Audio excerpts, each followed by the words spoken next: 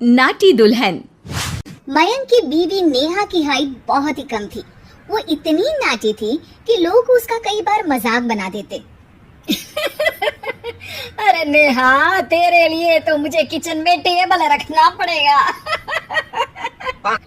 माँ जी, इतनी भी नाटी नहीं हूँ मैं। और हाँ, हिल्स पहनकर तो बिल्कुल आपके बराबर आ जाती हूँ। अरे तेरे पापा ने महंगी कार का लालच दे दिया, वरना तो मेरे बेटे के लिए लंबी लंबी लड़कियों की लाइन लगी थी।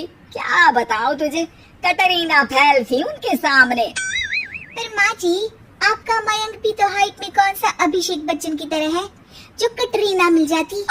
वैसे भी मेरी और इनकी जोड़ी तो राम सीता की जोड़ी है, राम सीता की। एक दिन सभी खाना खा रहे होते हैं, तभी माँ, दाल बहुत अच्छी बनी है, जरा और देना। रुको जी, मैं लेकर आती हूँ, किचन में है। वैसे भी मैं खड़ी ही हूँ। ये सुनकर सास हंसने लगती है। तुम खड़ी हो या बैठी, एक जैसी लगती हो। बस कीजिए जी, अभी हिल्स नहीं पहनी है। वैसे भी हिल्स पहनती हूँ तो आपकी बराबर ही लगती हूँ। एक दिन नेहा सब्जी लेने बाहर निकलती है तो पड़ोसन कहती है, अरे देखो देखो कितनी नाटी है। मयंक तो दिखने में अच्छा है, हाइट भी ठीक ठाक है, फिर क्या जरूरत थी ऐसी नाटी बहू लाने की।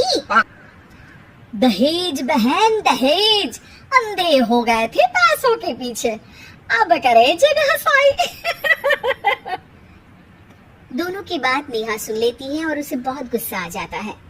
आंटी जी, एक बात बताओ, मेरे पापा के पास पैसे हैं, उनको अच्छी लड़की की तलाश थी, ये पसंद आए और शादी होगी। इसमें मेरा क्या कसूर है जो आप लोग मुझे सुना रही हैं? अरे नहीं नहीं नेहा, हम तो तेरी सास की बात कर रहे थे कि कितनी लालची औरत है। देखिए, वो लालची नहीं है।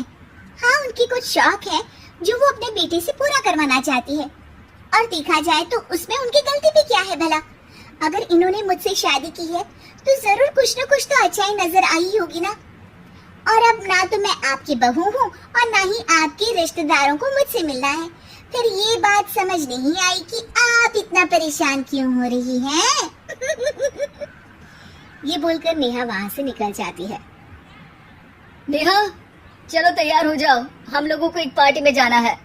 नेहा तैयार होकर पार्टी में जाती है, जहाँ मयंक का दोस्त उससे कहता है, अरे मयंक, तू लकी है यार, तेरी बीवी की हाइट इतनी कम है कि तुझे बच्चे की जरूरत ही नहीं है, भाभी ही बच्ची जैसी है। और मयंक, मेरी बीवी इतनी कम हाइट की हो ना तो मैं तो घर से बाहर ही ना निकलूं, कहीं फुदक कर चली गई तो लेने के देने पड़ जाएंगे। सभी नेहा पर हंसने लगते हैं।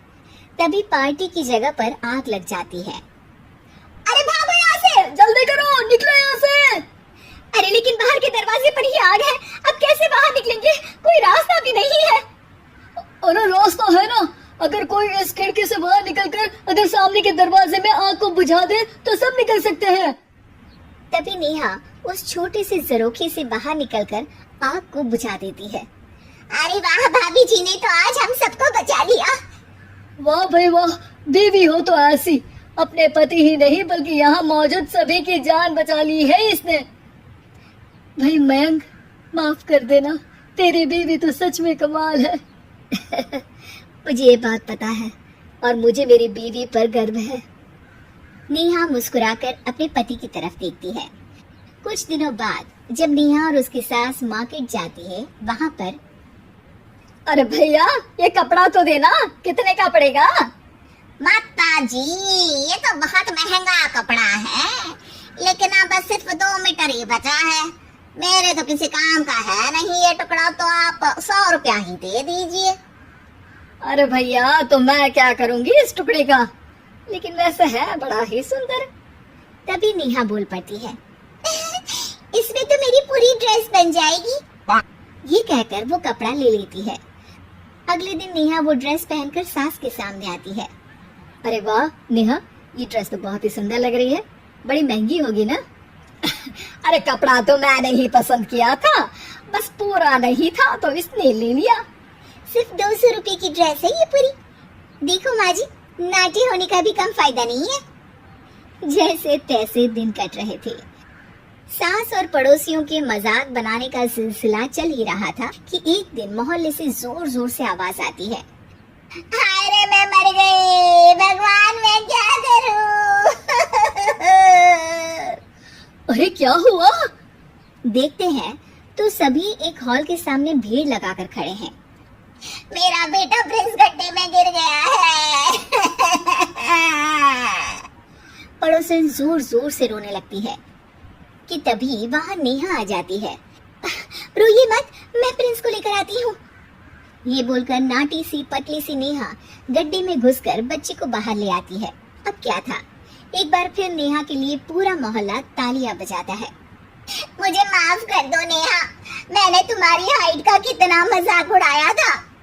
कोई बात नहीं मासी, प्रिंस ठीक है, ये बात है।